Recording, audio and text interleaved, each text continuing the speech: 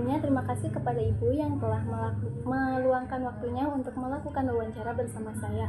Mungkin di sini saya memiliki beberapa pertanyaan tentang kekerasan seksual yang terjadi pada anak usia dini.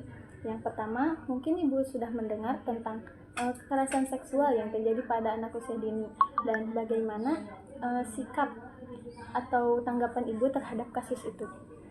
Ya, saya pernah mendengar tentang kekerasan seksual pada anak usia dini. Sikap dan tanggapan saya mendengar kasus ini, ya saya sangat terkejut dan sedih juga karena karena kekerasan seksual pada anak usia dini ini adalah sikap yang paling kejam dan bisa merusak masa depan mereka juga. Yang selanjutnya, bagaimana peran orang tua dalam mengedukasi anak usia dini mereka tentang kekerasan seksual, seperti kayak mengenalkan kepada anak bagian tubuh mana yang tidak boleh disentuh sama orang lain dan yang boleh disentuh gitu. Ya, kita sebagai orang tua juga harus mengajarkan kepada anak, mengenalkan batasan-batasan yang tidak boleh disentuh dan boleh disentuh sama orang lain. Ya, seperti kita mengajarkan, memberitahukan kepada anak bagian-bagian tubuh yang boleh dan tidak boleh disentuh orang lain, seperti menyebutkan tidak atau tidak boleh bila ada orang lain yang ingin menyentuh bagian tubuh yang tidak boleh disentuh sama orang lain. Ya, tidak boleh. Jadi kita mengajarkan anak atau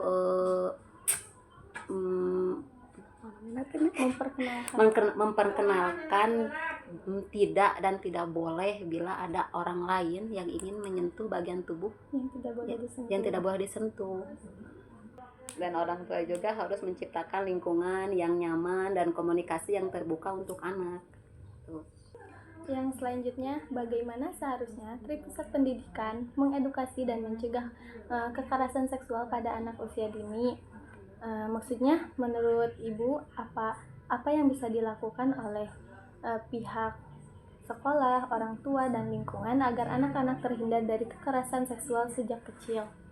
Ya mungkin kalau untuk sekolah harus memberikan pelatihan untuk guru supaya guru-guru bisa mengenal tentang ciri-ciri tentang kekerasan seksual pada anak usia dini.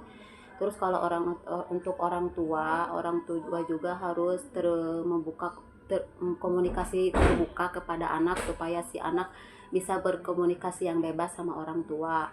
Dan untuk lingkungan juga harus bisa memberikan dukungan dan perlindungan untuk anak serta memastikan bahwa tidak ada tindakan kekerasan di sekitar kita. Yang selanjutnya, bagaimana perasaan Ibu jika mendengar berita tentang kekerasan seksual yang terjadi pada anak usia dini? Karena kan masa depan anak itu masih panjang kan ya. Jadi bagaimana perasaan Ibu? Ya, perasaan saya ya sedih. Kalau bilang mendengar tentang kekerasan seksual pada anak usia dini ini ya sedih, marah juga karena kekerasan seksual pada anak usia dini ini adalah tindakan yang sangat keji bagi anak dan merusak masa depan mereka. Saya juga akan merasa prihatin terhadap dampak jangka panjang yang mungkin akan dialami oleh anak menjadi korban. Yang selanjutnya, menurut Ibu, resiko apa yang terjadi kepada anak jika anak itu mengalami kekerasan seksual? Yang pertama, resikonya dampak dari psikologis, si anak akan mengalami trauma, kecemasan, dan depresi. Kalau dampak dari fisik, si anak akan mengalami cedera dan mungkin infeksi. Kalau dampak sosial, si anak akan mengalami kesulitan berinteraksi dengan orang lain. Dan dampak masa depan, si anak akan terganggu perkembangan, kesulitan dalam pembelajaran dan kesulitan membangun hubungan di masa depan juga. Mungkin dapat disimpulkan, kekerasan seksual pada anak adalah masalah serius yang masih banyak terjadi di masyarakat, baik di lingkungan keluarga, sekolah, maupun lingkungan sekitar. Banyak anak menjadi korban tanpa bisa bersuara karena rasa takut, malu, atau tidak tahu harus melaporkan ke siapa. Penting sekali bagi orang tua, guru, dan juga orang dewasa lainnya untuk lebih terbuka dalam mendidik anak tentang tubuh mereka, tentang batasan yang sehat, dan tentang bagaimana cara berkata tidak jika merasa tidak nyaman. Sekolah juga diharapkan bisa memberikan pendidikan tentang perlindungan diri secara lebih sistematis. Dari wawancara ini juga disimpulkan bahwa korban kekerasan seksual butuh dukungan penuh, baik secara emosional, hukum, maupun psikologis. Mereka tidak boleh disalahkan dan harus dipulihkan agar bisa kembali menjalani hidup dengan aman dan percaya diri.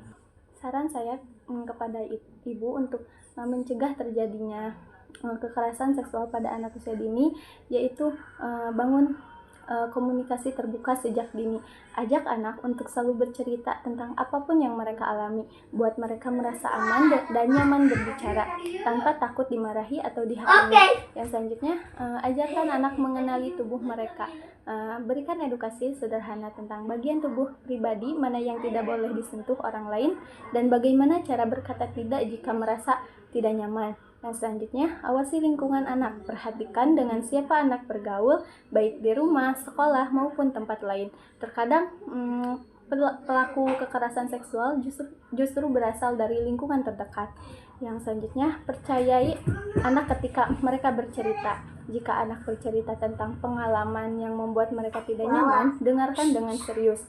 Jangan langsung menyalahkan atau meremehkan. Anak butuh dukungan dan perlindungan.